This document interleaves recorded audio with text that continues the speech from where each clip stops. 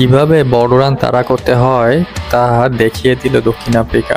রায়পুরে ভারতের দেওয়া ৩৫৯ রানের লক্ষ্যে ৪ উইকেট ও ৪ বল হাতে রেখে জিতেছে তারা। বুমরা স্বামী না থাকাতে বেধড়ক পিটানি দিয়ে সিরিজ ১-১ সমতা করল সাউথ আফ্রিকা। এই জয়ে ৩ ম্যাচ সিরিজের সমতা ফিরিয়েছে টেম্বা বাভুমার দল। দেখুন, ওয়ানডেতে দক্ষিণ আফ্রিকার এটি তৃতীয় সর্বোচ্চ রান তাড়া করে জয় এবং ভারতের বিপক্ষে এটি সর্বোচ্চ রান তাড়া করে জয় তাদের। ভারতের মাটিতে এর আগে অস্ট্রেলিয়া একবার করেছিল ২০১৯ সালে।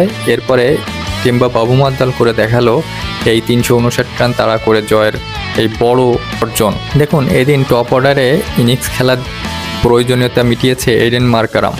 এমন একটা ইনিংস দরকার ছিল। ৯৮ বলে ১১০ রানে ইনিংসটি খেলেছেন এই ওপেনার। দক্ষিণ আফ্রিকার হয়ে ২৫ ইনিংসে এটাই মার্কারামের প্রথম সেঞ্চুরি। আর একটু ধারাবাহিক হলে মার্কারাম হয়তোবা ওয়ার্ল্ডের সেরা ব্যাটসম্যানের তালিকায় চলে যেত। মার্কারামের ভালো সঙ্গ দিয়েছেন টেম্বা বাভুমা। দ্বিতীয় উইকেটে জুটিতে বাভুমাকে নিয়ে ৯৬ বলে ১০১ রানের জুটি গড়েন মার্কারাম।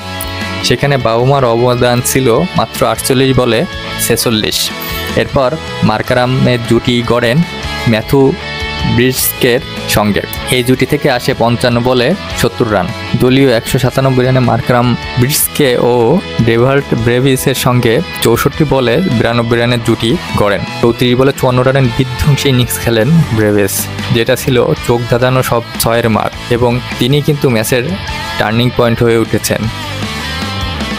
ব্রিস করেছেন ৬৪ বলে ৬৮ রানের দারুণ একটা ইনিংস। ১১ ওডিআইতে এটি তার সপ্তম 50। দারুণ ব্যাটিং করেন কিন্তু এই মিডল অর্ডার ব্যাটসম্যান। এই জুটিকে ম্যাচের গতিপথ নির্ধারণ করে দেয়।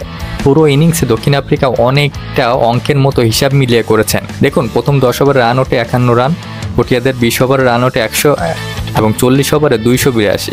শেষ দিকে ব্রিসের উইকেট চলে যায় এবং টনি ডি জর্জি চোটের কারণে উঠে গেলেও কিছুটা চাপে পড়ে দক্ষিণ আফ্রিকা। তবে বেশি একটা ক্ষতি হয়নি। অলরাউন্ডার করবিন বোসের ১৯ বলে ২৯ রানে জিতেছে তারা। শেষের দিকে কিন্তু ভালোই দাপটের সাথে ব্যাট করছে তাদের বোলাররা। এটা কিন্তু বিশেষ একটা পাওয়া দক্ষিণ আফ্রিকার জন্য। এর আগে কোহলির ৫৩তম ওয়ানডে সেঞ্চুরি, ঋতুরাজ গায়কোয়াড়ের প্রথম সেঞ্চুরি, ৫০ ওভারে ৫ উইকেটে ৩৫৮। ভাবা যায় এই রানও তাড়া করে জিতে গেল দক্ষিণ আফ্রিকা। ৯০ বলে সেঞ্চুরি করা কোহলি সব মিলিয়ে আন্তর্জাতিক ক্যারিয়ারে এটি তার ৮৪তম সেঞ্চুরি দেখা পেয়েছে। সামনে শুধু একজন ক্রিকেটার, সচিন টেন্ডুলকার। আন্তর্জাতিক ক্রিকেটের টেন্ডুলকারের সেঞ্চুরি ৬১। ছোঁয়ার দৌড়ে কোহলি এখন সব থেকে কাছে। আসলে কোহলি একমাত্র। তিনি যদি টেস্ট থেকে অবসর না নিতেন তাহলে হয়তোবা সচিন টেন্ডুলকারের রেকর্ডটা খুব তাড়াতাড়ি স্পর্শ করতে পারতেন, কিন্তু হয়তোবা এটা আর করা হবে না তার। তবে কোহলি যেটা করে দেখিয়েছেন সেটা অনবদ্য। তিনি টানা এর আগে এই রেকর্ড কারো ছিল না। ১১ বার তিনি পরপর ২ ম্যাচে সেঞ্চুরি হাঁকিয়েছেন। এর আগে মাত্র ৬ বার এটা করতে পারছে দক্ষিণ আফ্রিকার এবি ডিভিলিয়ার্স, এবং তিনি আলাদা আলাদা স্টেডিয়ামে ৩৪ বার 100 করছেন। এর আগে এই রেকর্ডটা শুধুমাত্র টেন্ডুলকার ছিল। এখন তাতে ভাগ বসিয়েছেন বিরাট কোহলি।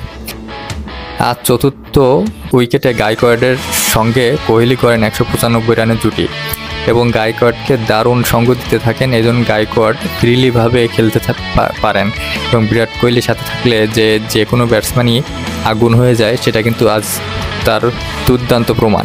শেষ পর্যন্ত ৯৩ বলে ১০২ রান করে থামেন সর্বকালের অন্যতম এই ব্যাটসম্যান। ৭টি চার ও ২টি ছক্কা মারেন কোহলি তার ইনিংসে, এবং ২৮ বছর বয়সী ঋতুরাজ গায়কোয়াড় ৮৩ বলে ১০৫ রান করেন, মেরেছেন ১২টি চার ও ২টি ছক্কা। অবশ্য ভারতের শুরুটা ভালো ছিল না।